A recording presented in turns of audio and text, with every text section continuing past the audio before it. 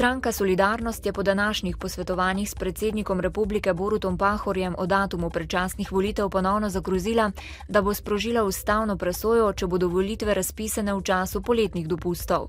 Sopredsednik stranke Uroš Lube je dejal, da je ustavna volilna pravica pomembnejša od želje po hitrem oblikovanju nove vlade. Državni zbor se je na izredni seji seznanil z odstopom člana poslanske skupine nepovezanih poslancev Petra Vilfana.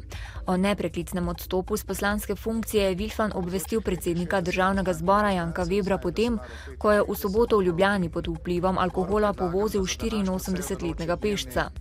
V državnem zboru ga bo nadomestila Alenka Lampe, ki bo delovala v poslanski skupini Pozitivna Slovenija. Poslanci na izredni seji sicer razpravljajo o kaznih v kmetijstvu. Sejo so zahtevali poslanci SDS-a, ki so prepričani, da zakonodaja prinaša bistveno povečanje kazni za prekrške v kmetijstvu.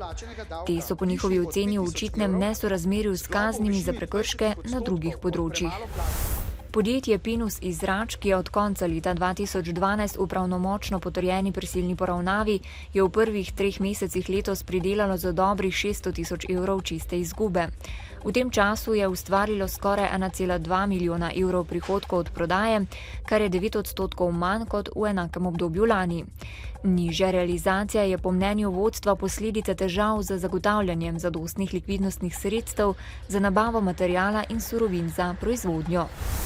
Mariborski kriminalisti nadaljujejo ogled in preiskavo prizorišča včerajšnjega požara stanovanjske hiše na Vranjem Vrhu, v katerem je po neuradnih informacijah umrla nekdanja direktorica družbe Paloma Matilda Štraser.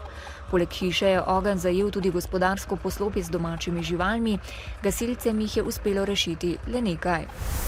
Nogometaši Maribora so si še pred koncem državnega prvenstva priigrali 12. naslov državnega prvaka. Včeraj so v Ljudskem vrtu Triglav premagali z 2-1. Mariborčani si bodo letošnje leto zapomnili še po uspehu v Evropski ligi. So namreč prvi slovenski klub, ki mu je uspelo prezimiti v Evropi. Sicer pa lahko nogometaši Maribora osvojijo še en pokal. Čez teden dni se bodo v Kopru z Gorico borili za pokalni naslov. Občutki so fenomenalni. V tem trenutku bi se rad zahvalil igralcem, ki so naredili izjemno delo.